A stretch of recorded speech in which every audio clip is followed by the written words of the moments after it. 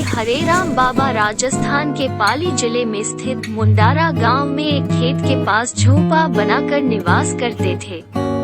एक दिन गांव के एक व्यक्ति के घर में भूत प्रेतों का उपद्रव हो गया। तांत्रिक पूजा पाठ प्रयोग ओझा सबने प्रयास किया, बहुत प्रकार से अन्य उपाय करने पर भी समाधान नहीं हुआ। तब वो पीड़ित व्यक्ति अपने परिवार सहित घर छोड़कर शहर की ओर चलने को तैयार हुआ। किसी ने उस व्यक्ति से कहा कि श्री हरेराम बाबा बड़े सिद्ध महात्मा है, यदि वे इस मकान में रह जाएं तो भूत प्रेत भाग जाएंगे। पीड़ित व्यक्ति बाबा के पास जाकर सत्य बात बोला नहीं। उसने कह दिया कि महाराज, आप यहाँ खेत के पास खुले में रहते हैं, ठंड का समय है, हमारा मकान खाली पड़ा है, वहाँ हमने साफ सफाई कर रखी है और हम अब शहर जा रहे हैं, अतः आप हमारे मकान में ही रहो। बाबा बोले, ठीक है बच्चा, वहाँ ठंड भी कम लगेगी। सुबह बाबा अपना कमंडलू, माला और आसान लेकर वहाँ पहुँचे और भजन में बैठ गए। जैसे ही संध्या का समय हुआ, प्रेतों का उपद्रव शुरू हो गया। बाबा समझ गए कि यहाँ प्रेतों का निवास है, परंतु बाबा शांति से भजन में लगे रहे। प्रेतों ने बहुत प्रकार से नाच गाना किया और शोर मचाया, परंतु बाबा भजन से नहीं उठे। अंत में एक चुड़ैल बाबा के सामने आकर खड़ी हो गई। श्री हरेराम बाबा उस स्त्री को पहचानते थे। वे बोले, अरे तू तो इसी गांव की थी और कुएं में गिरकर तेरी मृत्यु हो गई थी। ब्राह्मण परिवार की बहू होने पर भी तुझे प्रेत योनि कैसे प्राप्त हो गई? उसने बताया कि जन्म चाहे कितने ही ऊंचे कुल में हो जाए, परंतु आचरण अच्छा न हो तो अधोगति में जाना पड़ता है। पर पुरुष के संग करने के पाप से मुझे प्रेत बनना पड़ा। मैं पातिव्रत का पालन नहीं कर पाई और बाद में मैंने आत्महत्या की। मैं इस प्रेत योनि में बड़ा कष्ट पा रही हूँ, आप मेरा उद्धार कीजिए। बाबा बोले, यहाँ और कितने भूत प्रेत है? उस चुड़ैल ने कहा, हमारी संख्या 15 है। बाबा ने कहा, ठीक है, मैं तुम्हारा उद्धार करने के विषय में विचार करूँगा। अगले दिन वो फिर आई और बोली, बाबा हम पर कृपा करो। बाबा थोड़े विनोदी स्वभाव के थे। उन्होंने कहा, बातों से उद्धार होता है क्या? उद्धार तो घी से होता है। हमारा घी समाप्त हो गया है, गौ का घी लाओ।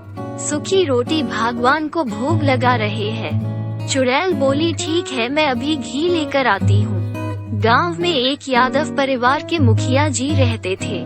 वो चुड़ैल जाकर उनके बहू के शरीर पर चढ़ गई। अब बहू अजीब अजीब हरकत करने लगी। एक तंत्र मंत्र करने वाले ओझा को बुलाया गया और जैसे ही उसने मंत्रों का प्रयोग किया तो वो चुड़ैल बोलने लगी, छोड़ूंगी नहीं, मैं इसको लेकर जाऊंगी। ओझा जी बोले, इसको छोड़ दो, नई नई शादी हुई है, इसके प्राण क्यों लेना चाहती हो? चुड़ैल ने कहा, नहीं, मैं इसको लेकर जाऊंगी। ओझा ने पूछा, इसको छोड़कर किस प्रकार से जाओगी?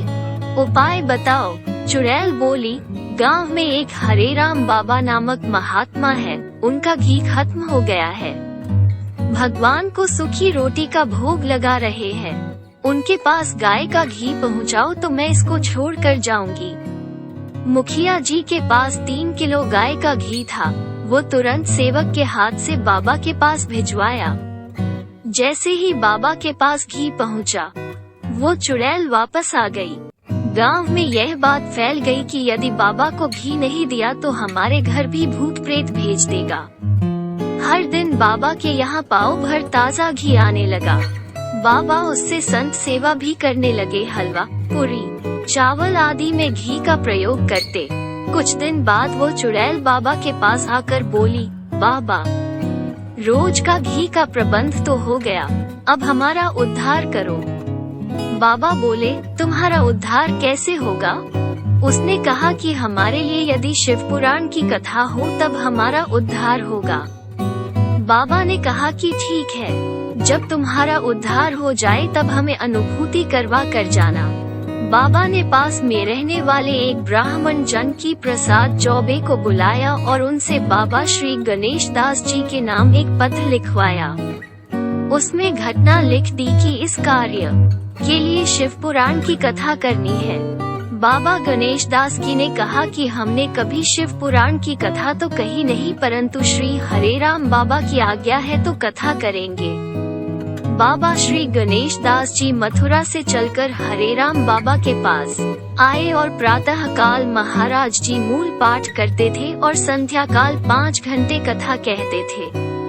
कथा के अंतिम दिन एक दिव्य तेज प्रकट हुआ। वे सभी प्रेत दिव्य शरीर धारण करके श्री हरेराम बाबा के सामने आकर प्रणाम करके बोले, बाबा, भगवान शिव के गणों का विमान आ गया है, उनके साथ हम लोग कैलाश को जा रहे हैं।